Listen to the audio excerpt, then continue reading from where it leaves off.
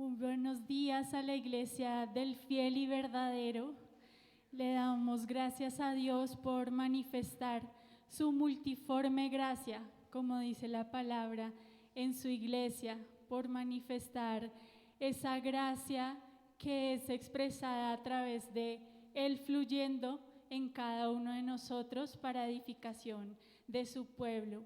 Doy gloria al Señor por este privilegio, por esta responsabilidad tan enorme y porque a pesar de quien esté aquí parado delante siendo usado por el Señor, es precisamente su palabra la que tenemos ese gran honor de estar compartiendo en unidad y de recibir de Él para que Él siga obrando en nosotros, para que siga transformándonos como ese pueblo que Él ha redimido. El día de hoy quiero compartirles sobre el tema ciudadanos del reino de Dios. Y es para que hoy podamos meditar, podamos reflexionar y pidámosle al Espíritu Santo que abra nuestro entendimiento, que la palabra que el Señor trae en este día para nosotros pueda ser esa semilla que crece. Cuando una semilla es plantada en la tierra, empieza a sufrir cambios, ¿cierto? Empieza a remover la tierra, empieza a ocurrir un proceso de crecimiento, de cambios, de transformación que el Señor ha establecido en su creación, y al final es un frondoso árbol, es toda la creación que vemos del Señor. Sin embargo, eso que era tan hermoso, no sé si recuerdan que en la palabra, ya que estamos hablando sobre una semilla que se siembra, la palabra nos dice en una porción que si el grano de trigo que cae en la tierra no muere, ¿qué pasa? Queda solo.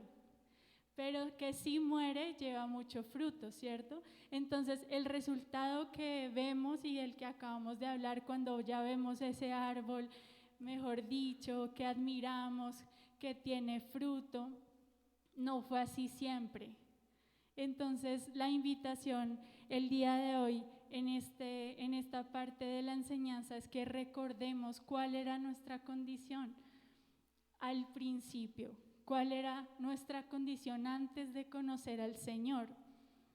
¿Cuál era nuestra condición antes de que esa semilla fuera implantada? Y tal vez podamos identificarnos como aquel hombre de la parábola del buen samaritano, la que leíamos al inicio de este tiempo como iglesia, de este tiempo de unidad, la cual está en Lucas 10, del 30 al 33. Lucas 10, del 30 al 33.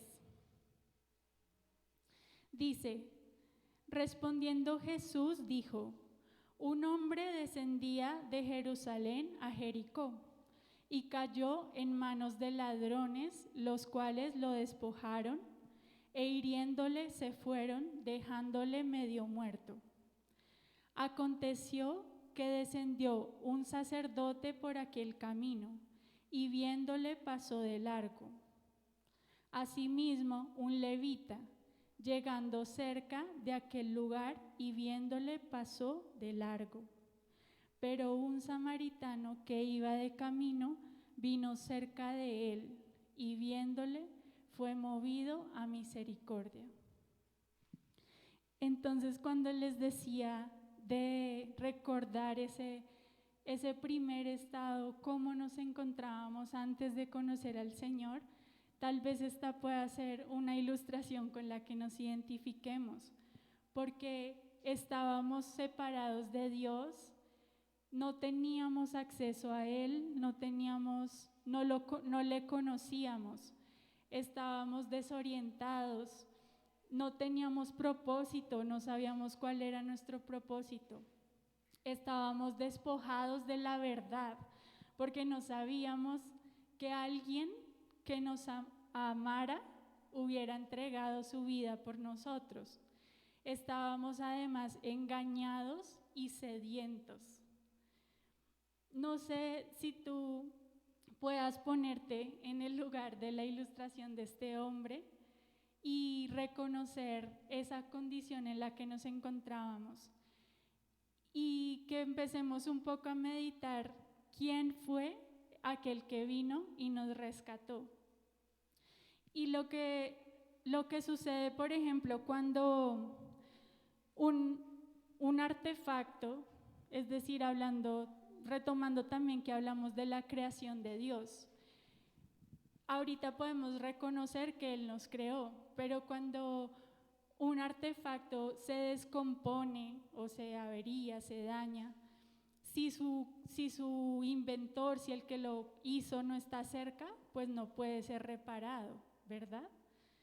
Nadie más va a saber cómo funciona ese artefacto. Y un poco es llevando a que efectivamente este hombre estaba destruido. Este hombre había pasado por una situación que lo había dejado totalmente mal allí tirado en el suelo.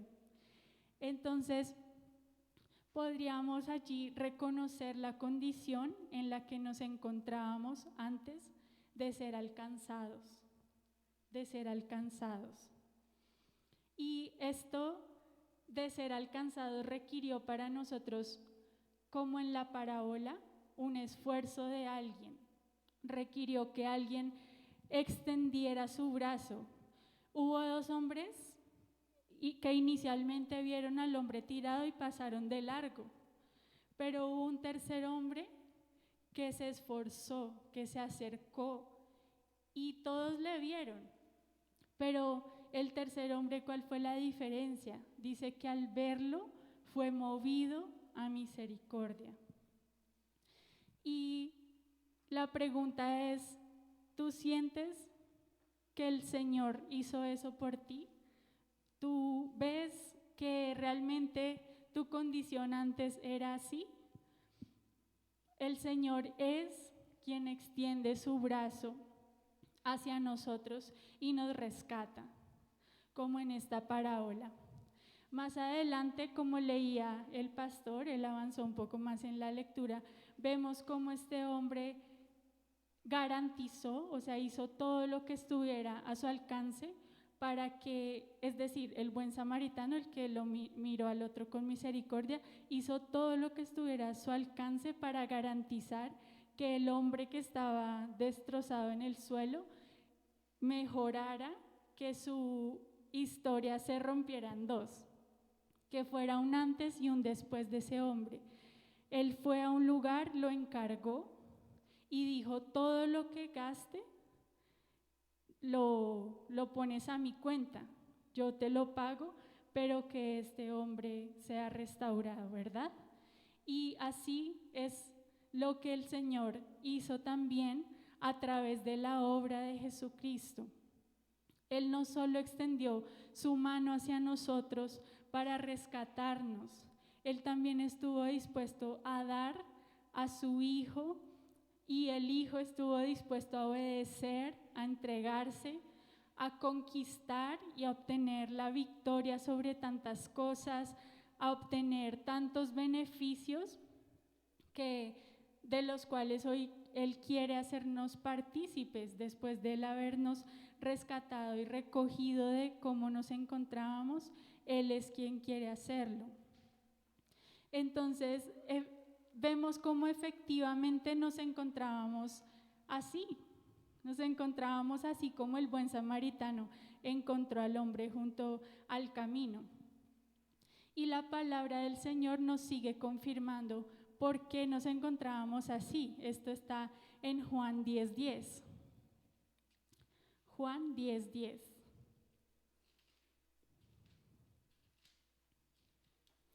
Dice, el ladrón no viene sino para hurtar y matar y destruir. Es lo que vemos en la primera parte de lo que al hombre le había pasado, ¿cierto? Lo habían asaltado, lo habían golpeado, le habían quitado lo que él traía. El ladrón no viene sino para hurtar y matar y destruir. Y Jesús dice, yo he venido para que tengan vida y para que la tengan en abundancia. Entonces aquí empezamos a ver cómo ese buen samaritano es una ilustración de nuestro Señor, de aquel que vino a rescatarnos. Y en Juan 4:14 dice, mas el que bebiere del agua que yo le daré no tendrá sed jamás, sino que el agua que yo le daré será en él una fuente de agua que salte para vida eterna. Porque estos dos versículos tienen algo de relación, porque como veíamos al principio, ese hombre estaba sediento, estaba muy lleno de necesidad. Y cuando Jesús nos dice, efectivamente, así estaban ustedes antes, despojados, y aquí nos confirma, el ladrón solo vino para robar, para matar, para destruir, pero yo, es decir, ahí volvemos como a ilustrar ese antes y ese después. Hay una realidad en la que nos encontrábamos, así estábamos. Dice, pero yo, Él es el que parte nuestra historia en dos, el que hace que nuestra condición cambie completamente. Y dice, para que tengan vida, para que la tengan en abundancia.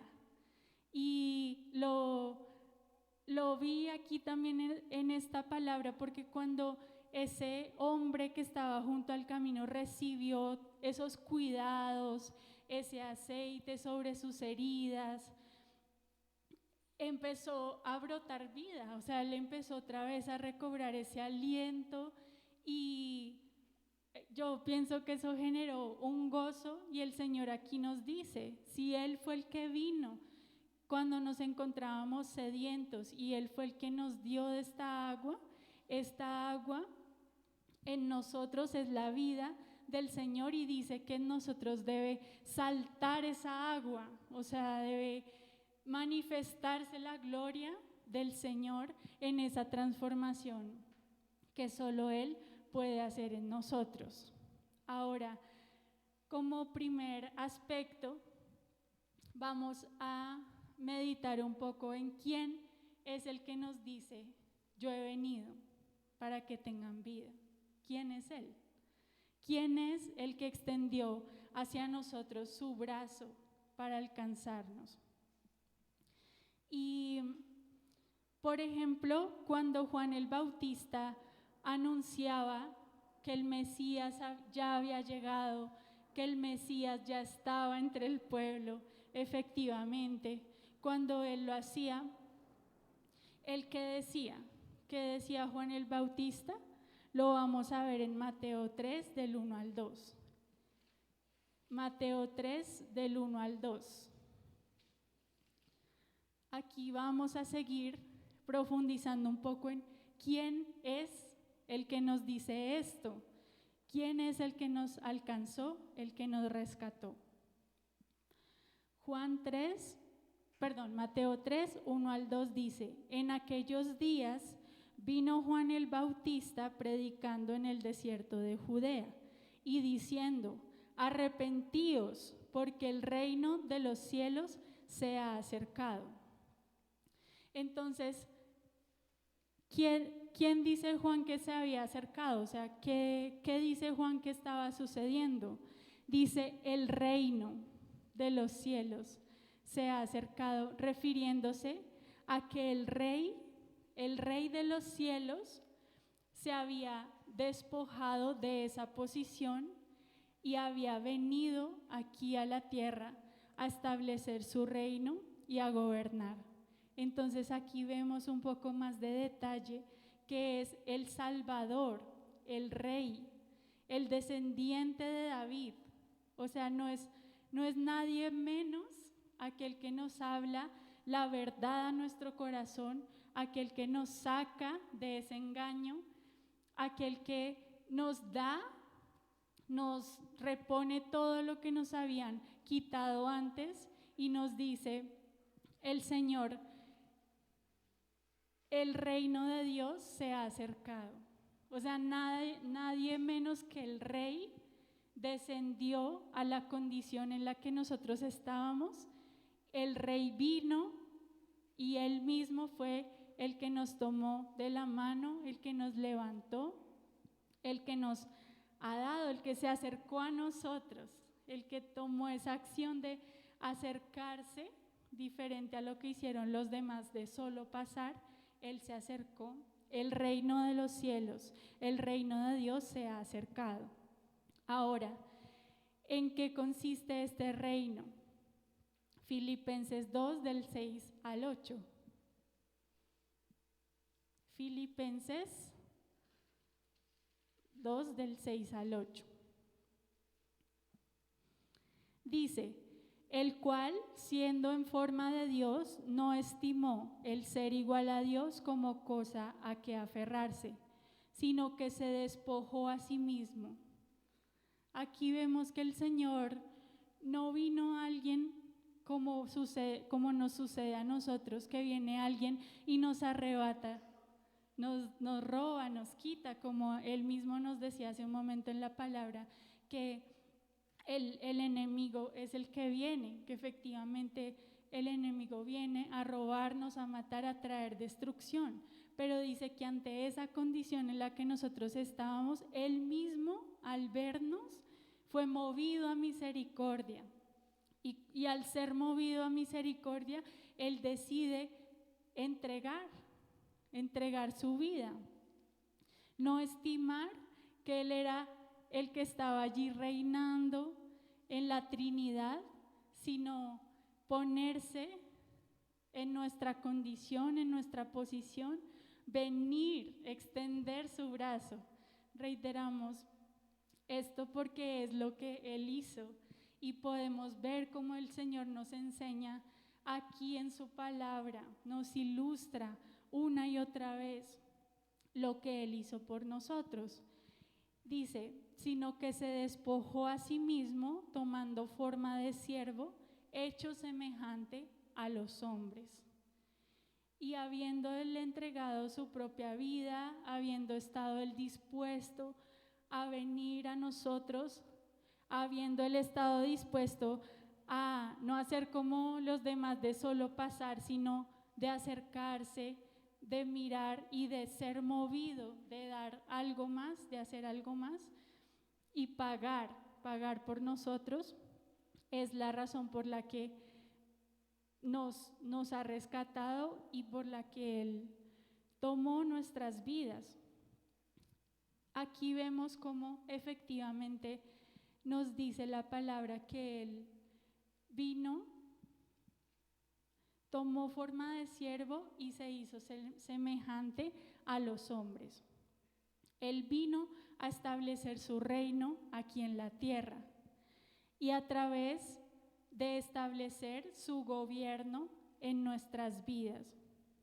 Cuando estamos en necesidades, la ayuda más importante, la ayuda más fundamental, casi que la única ayuda que necesitaríamos es la del Señor. El único que necesitamos que extienda su brazo, que venga a nosotros, es Él. Y cuando recibimos ayuda, pues no solo del Señor, sino de alguien, uno siente como que quedó en deuda, ¿cierto? O sea, como que yo, ¿qué hago para agradecer esto que Él hizo por mí? Entonces fue a través de ese amor que Él vino a establecer su reino y gobernar nuestras vidas, a mostrarnos que esa realidad en la que nos encontrábamos antes no era la verdad, no era en lo que Él estaba pensando cuando nos creó. Y Él nos empezó desde ese momento a enseñar y a decir: mi reino consiste en esto, mi reino no es lo que ustedes tenían antes, mi reino es lo que yo les doy, es la verdad de mi palabra. Y aquí vemos cómo el Señor, como rey, un rey necesita un territorio, ¿cierto? Un rey necesita una región en la cual gobernar. necesita pues de un pueblo también. Y aquí vemos cómo Él vino y estableció que la tierra sería su campo de acción, que aquí sería donde Él, una vez venido, iba a establecer una obra, y también el propósito de los reinos que humanamente conocemos también es extenderse, es expandirse, ¿cierto? Cuando se establece un reino, luego se expande. Y lo que también me impactaba respecto a esto en Lucas 10, volviendo un poco, en el versículo 37, nos dice, Jesús vino, ¿cierto? Hizo una obra por nosotros, y así como el buen samaritano obró en bendición y en favor del que estaba allí tirado junto al camino. Y dice, Él le dijo, el que usó de misericordia con él. Entonces Jesús le dijo, ve y haz tú lo mismo. Esa es la estrategia para que el Señor extienda su reino, que nosotros reconozcamos la condición en la que nos encontrábamos y quién es el que nos vino a nosotros a rescatar, quién es el que extendió su brazo y con misericordia, con gracia, porque no lo merecíamos, efectivamente nos alcanzó y nos atrajo a Él, nos atrajo a la verdad, nos atrajo a su amor. Pero el Señor dice, ve y haz tú lo mismo. Es decir, con lo que nosotros hemos recibido de Él, es lo que Él quiere que hagamos, es como Él quiere que vivamos. Y en Juan 15, 13 al 14, Juan 15, 13 al 14, dice, nadie tiene mayor amor que este, que uno ponga su vida por sus amigos. Vosotros sois mis amigos, si hacéis lo que yo os mando. Una vez que hemos sido alcanzados por el Señor y cuando reconocemos, uy, sí, Señor, yo estaba muy mal, yo realmente tenía mucha necesidad, yo me encontraba allí, tirada en el suelo, despojada, herida, todo lo que nos ilustra la palabra, y tú fuiste quien me alcanzó. Ahora entiendo que tú eres el Rey, o sea que nadie más, nadie menos que el Rey es el que se fijó en mí cuando me encontraba en esa condición. ¿Y qué puedo hacer yo para agradecerte? Aquí nos está diciendo, ve y haz tú lo mismo. Porque además de reconocer que nosotros mismos pasamos por esas situaciones en las que sentimos tanta necesidad del Señor, debemos saber que todos los seres humanos que Él creó también están hechos de lo mismo. O sea, cuando decimos así, estamos hechos de lo mismo. Por eso Él nos dice, ve y haz tú lo mismo.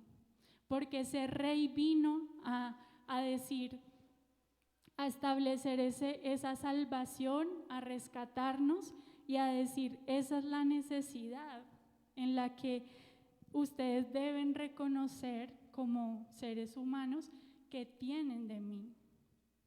Esa es la necesidad, y de esa manera, reconociendo que solo de Él recibimos esa ayuda, esa restauración, es como podemos decir, Señor, ¿qué puedo hacer yo para agradecerte? Y es obedecerlo, es ir y hacer lo mismo. Efectivamente, lo que recibimos, poderlo replicar, y que ese reino, como les decía hace un momento, se pueda extender. Esa es como la estrategia que el Señor nos ha dado. Quien no puede reconocer su condición y la necesidad de ser rescatado es porque no, es decir, quien no ve esta realidad es porque no puede reconocer su necesidad. Para las personas es muy fácil decir, yo creo en Dios, ¿cierto? Vemos que es más fácil que las personas digan, yo creo en Dios. Claro, pues ¿cómo va a pensar usted que yo no creo en Dios? Pero es más fácil para ellos decir eso a decir, yo necesito a Dios, a reconocer, me encuentro en esta condición. Y es por esa razón que no quieren ser parte del reino. Es por esa razón que no quieren entrar en ese reino. Porque solo dicen, claro, Dios existe, pero si no reconocemos, quien no reconoce su condición no puede ser rescatado. Quien no reconoce que necesita que alguien extienda su mano hacia él, el reino lo va a poder alcanzar. Y también vemos en Romanos 10, 8, 9.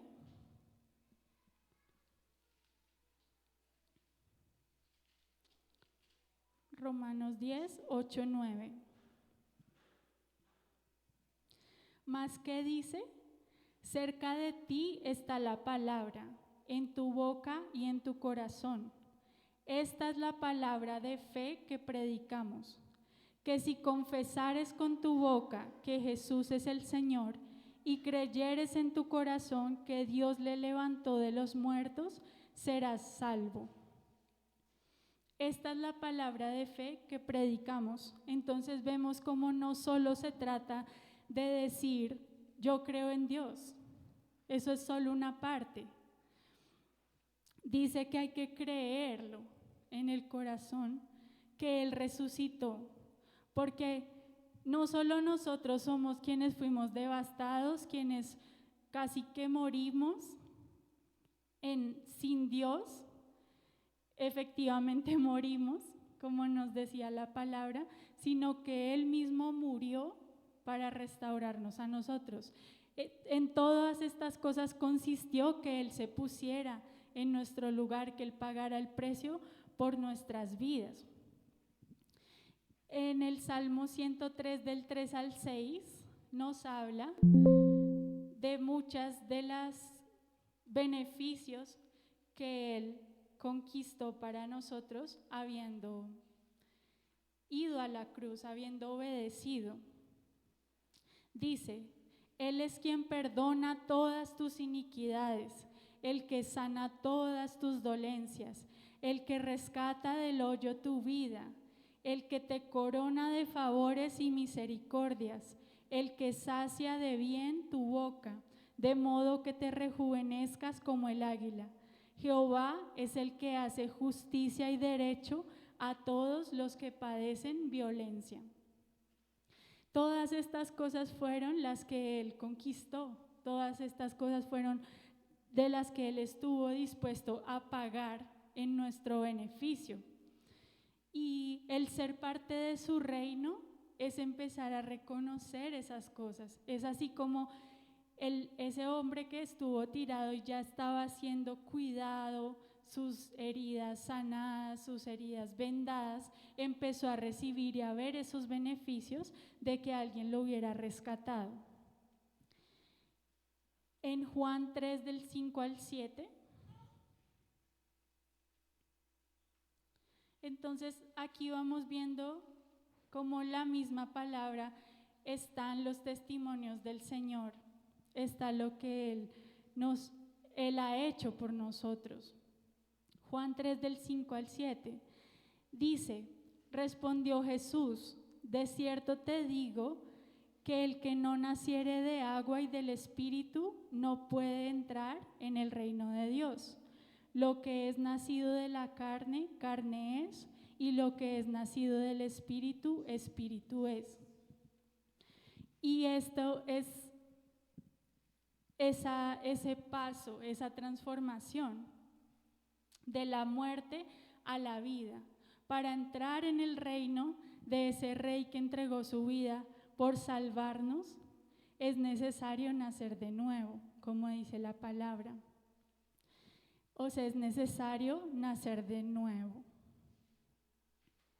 Y en Mateo 6:33 también la palabra nos habla sobre busquen primeramente el reino de Dios y su justicia. Primeramente, búsquenlo, búsquenlo, búsquenlo a Él. Ahorita que nosotros como iglesia podemos reconocer que el Señor ya hizo toda esta obra tan maravillosa por nosotros, la manera que tenemos nosotros de buscarlo, la manera que tenemos de empezar a vivir y a conocer en qué consiste ese reino, cómo andamos en ese reino del Señor, cómo nacemos de nuevo, es que en nuestro lugar de relación con Dios y en nuestros hogares, en todo nuestro día a día, se empiece a escuchar más este sonido. ¿Verdad? Que todo el tiempo estemos buscando el reino de Dios. Esta es la manera que Él nos ha dado, porque aquí es donde dice que quiere Él, cómo quiere que vivan aquellos a los que Él ha rescatado. Y Él ya hizo todo para garantizar esa victoria, esa vida eterna, esa vida abundante, esa vida que salta para vida eterna, esa vida que ve a los demás con misericordia, esa vida que va y hace lo mismo que el Señor hizo con nosotros. Entonces, la invitación es que como quienes fuimos rescatados por el Señor para ser parte de su reino, empecemos a vivir conforme a ese reino. Empecemos a buscar que debemos obedecer, que ese rey vino a rescatarnos. ¿Qué es lo que Él quiere? ¿Cómo quiere que vivamos? ¿Qué quiere que hagamos? Y precisamente esto nos lleva a un segundo punto, que es ¿quiénes conforman el pueblo del reino de Dios? ¿Quiénes creen ustedes que conforman el pueblo del reino de Dios? Exactamente, es su iglesia. Su iglesia está conformada por miembros y la palabra dice que Jesucristo es la cabeza. Ese rey que nos rescató es quien gobierna sobre su reino, y quienes conforman el pueblo del reino de Dios son los que reconocen en medio de sus circunstancias, de sus situaciones, quién vino a rescatarlos, y empiezan a conocer, pero ¿para qué vino? ¿Por qué hizo Él esto por mí? Porque no se queda solo ahí, en que Él lo rescató, le cambió toda su condición, transformó todo lo que era Él antes. Y es empezar a caminar conforme a esa realidad del reino de Dios, de aquel a quien ahora le hemos entregado nuestra vida en gratitud y obedecer lo que Él ha determinado para que vivamos y también para bendición, ¿cierto? De los que fueron rescatados. Ellos son, ¿y quiénes son los que fueron rescatados? Los discípulos. Los discípulos, los que Jesús alcanzó a través de ese mensaje de salvación. Ellos, nosotros somos quienes conformamos el reino del Señor. Ahora vemos que el rey vino y la palabra nos dice también de dónde vino ese rey. La palabra dice que ese rey vino desde la descendencia de David. Y hay dos historias que me gustaría resaltar, con las cuales también podemos seguir confirmando que los testimonios que Dios nos dejó en su palabra nos podemos ver identificados. Y está en Primera de Crónicas 4, 9 al 10.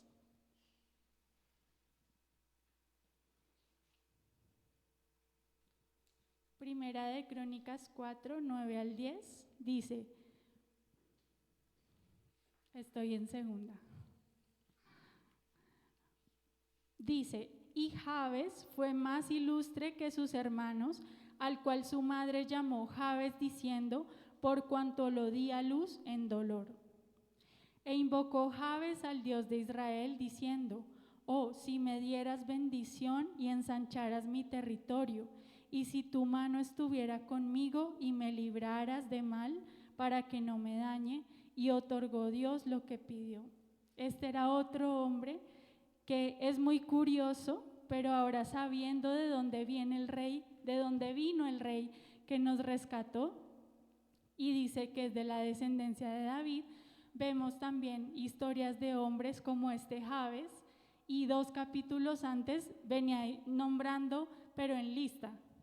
Estos fueron de la descendencia de David: Carlitos, Sebastián, Melissa, Inesita, Aurorita, Sandra.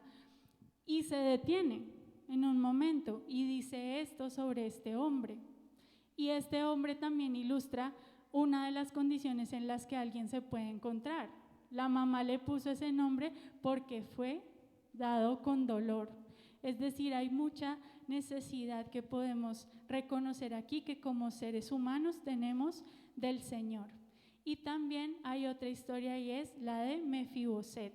Está en 2 de Samuel 9:3. 2 de Samuel 9 a partir del 3.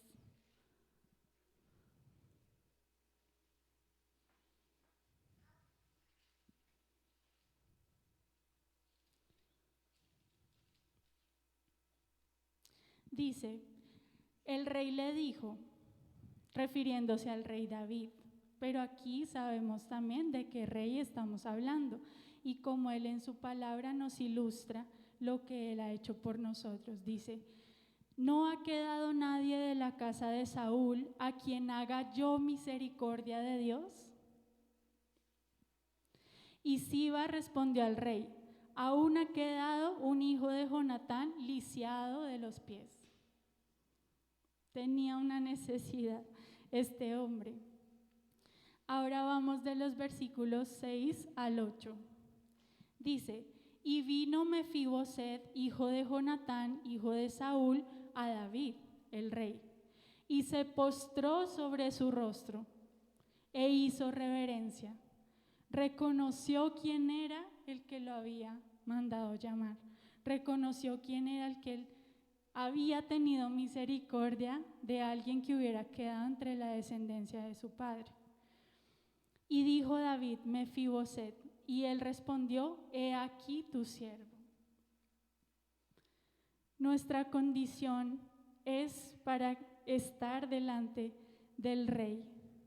El versículo 11 dice, y respondió Siba al rey, conforme a todo lo que ha mandado mi señor al rey, el rey a su siervo, así lo hará tu siervo. Aquí vemos nuevamente la obediencia. Mefiboset dijo, el rey comerá a mi mesa como uno de los hijos del rey. Y el versículo 13 dice, y moraba Mefiboset en Jerusalén porque comía siempre a la mesa del rey. Y reitera, no olvides tu necesidad, no olvides tu condición, y estaba lisiado de ambos pies. Estas 2 historias breves de 2 hombres también ilustran la necesidad que constantemente tenemos del Señor de reconocer quién es el que nos rescató y con qué propósito nos rescató. Fue hacernos parte de su reino y que podamos extender ese reino del Señor. Hay algunas palabras en Éxodo 19, 5 al 6, rápidamente, donde vemos un poco más a profundidad en qué consiste ese reino. Éxodo 19, 5 al 6 dice, ahora pues, si diereis oído a mi voz y guardareis mi pacto, vosotros seréis mi especial tesoro sobre todos los pueblos, porque mía es toda la tierra. Y vosotros es decir, ustedes, me serán un reino de sacerdotes y gente santa. Estas son las palabras que dirás a los hijos de Israel, es decir, al pueblo de Dios, al pueblo que hacía parte y conformaba el reino del Señor. En Lucas 9:2 también vemos un poco la manera en que el Señor lo hizo con sus discípulos. Lucas 9:2 dice, y los envió a predicar el reino de Dios. Los envió a hablar de lo que había venido a sus vidas. El reino de los cielos se ha acercado. Y les dijo, solo era el 2. Y los envió a predicar el reino de Dios y a sanar a los enfermos. A sanar a los enfermos. Esto mismo ve tú y hazlo. Y en Hechos 28:31, Hechos 28:31,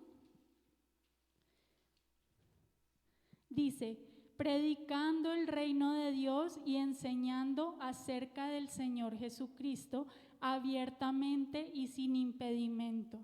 Tengamos en cuenta que cuando el Señor nos rescata, Él nos hace libres, Él nos sana, y esa libertad es una libertad que manifiesta esa vida abundante de la que hablábamos, y Él también dice que nos libera del temor.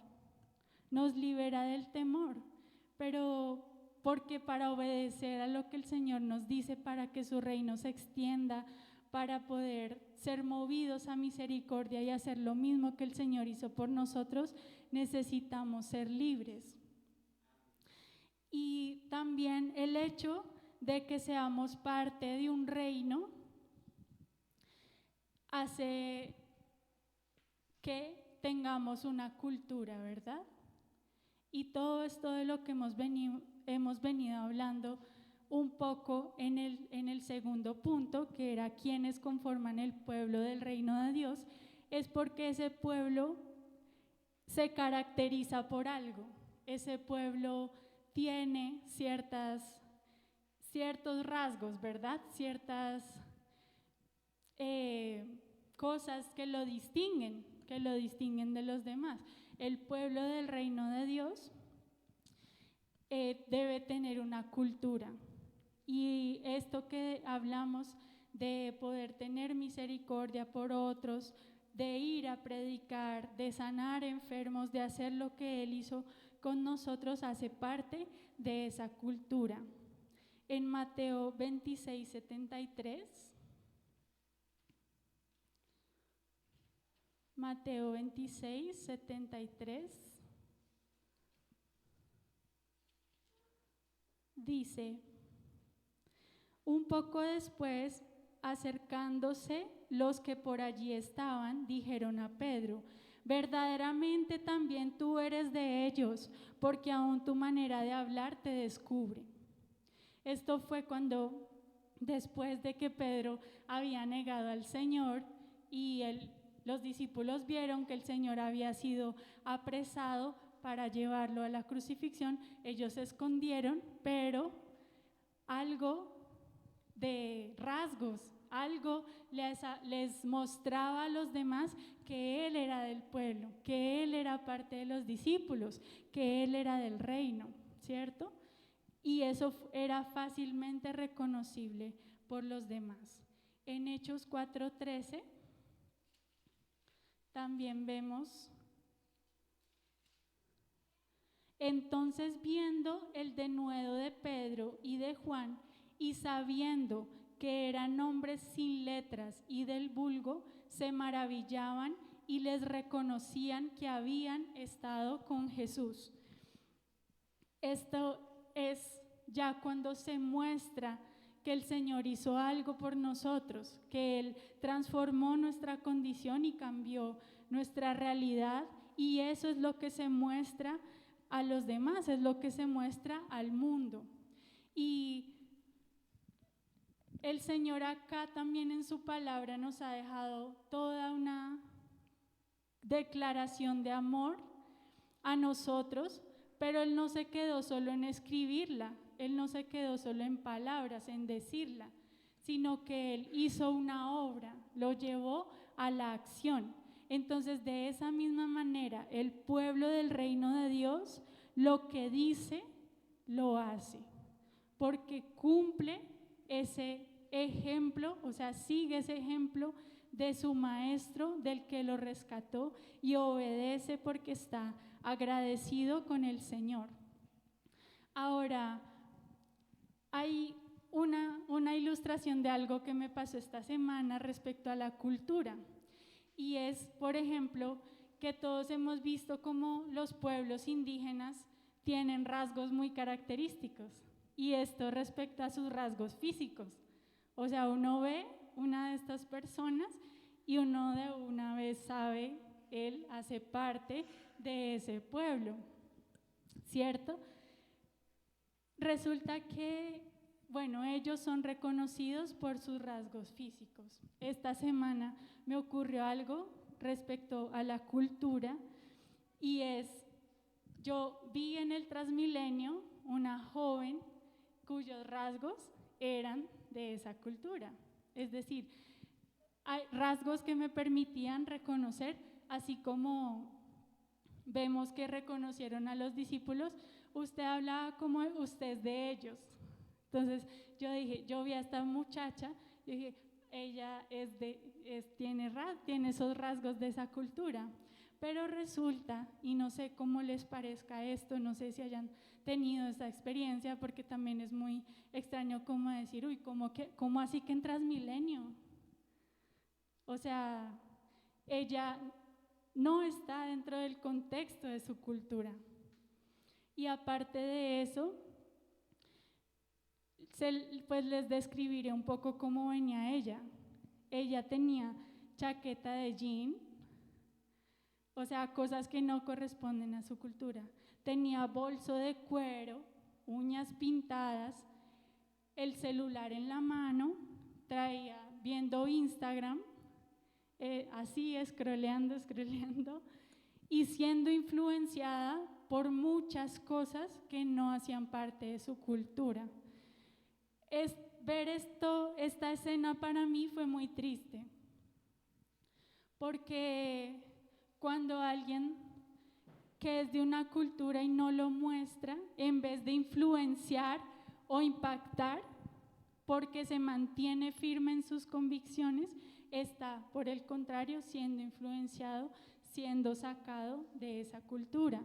Entonces, el hecho de que como pueblo de Dios conservemos y reflejemos esos rasgos del reino, lo que garantiza es la conservación de la cultura, de lo que Dios estableció aquí en la tierra. Es lo que garantiza la existencia de ese pueblo a futuro. Por la palabra sabemos que efectivamente, por ejemplo, en Apocalipsis 7, del 9 al 10, el Señor ya ha garantizado que su pueblo estará adorándole. Apocalipsis 7, del 9 al 10 dice: después de esto miré, y he aquí una gran multitud, la cual nadie podía contar, de todas naciones y tribus y pueblos y lenguas, que estaban delante del trono y en la presencia del Cordero, vestidos de ropas blancas y con palmas en las manos, y clamaban a gran voz diciendo: la salvación pertenece a nuestro Dios, que está sentado en el trono, y al Cordero. La invitación en esta mañana es a que vigilemos por estas cosas, vigilemos por realmente estar siendo parte de ese pueblo, porque ¿quién iba a creer? Y es algo pues que el Señor también nos advirtió en su palabra, pero Él dijo, es necesario, y en estos tiempos, ¿quién iba a creer que Él iba a determinar que tenía que separar el trigo de la cizaña? ¿Quién iba a creer que Él iba a tener que mirar dentro de su pueblo quienes verdaderamente reconocen que fueron rescatados por Él y viven conforme a lo que Él quiere. Las iglesias están llenas de personas que no viven lo que dicen creer, es decir, que no obedecen a lo que el Señor dice, que no siguen verdaderamente ese ejemplo del Maestro, que lo que Él nos dijo estuvo Él dispuesto a confirmar a través de sus hechos que efectivamente era verdad. Que como iglesia podamos ser ese reflejo de la luz de Cristo, que podamos cada uno estar siempre buscando en esa palabra los rasgos por los cuales Dios quiere que su pueblo sea reconocido aquí en la tierra. Y algunos de esos rasgos, o lo que bíblicamente el Señor denomina el fruto que nos debe caracterizar, lo encontramos allí ilustrado, por ejemplo, en esas 2 columnas. Esos son los rasgos. Ese es el fruto de los ciudadanos del reino de Dios. Padre, te damos muchas gracias, Señor, por tu bendita palabra. Si tú estás agradecido con Dios, te invito a que te pongas en pie, a que puedas dar ese esfuerzo, puedas reconocer de dónde te sacó el Señor, en qué condición te encontrabas y que Él fue quien te redimió. Espíritu Santo, tú eres quien ha hecho una obra para hacernos parte de ese reino tuyo, Señor. Espíritu Santo, el fruto tuyo se manifieste en tu pueblo, Señor, y podamos seguir tu consejo, obedecer, Señor, tu palabra, tu ejemplo, reconocer que el Rey del universo es el que vino a rescatarnos y por quien nuestras vidas están rendidas cada día en adoración, en agradecimiento y buscando, Señor, verdaderamente ese reino hasta que tú vuelvas. Te doy gracias, Señor, por tu iglesia, por hacernos parte de ella. En Cristo Jesús. Amén. Bueno, iglesia, gracias al Señor por este tiempo y que haya sido de bendición allí en cada hogar. Damos gloria al Señor y que tengan un bendecido resto de día y de semana.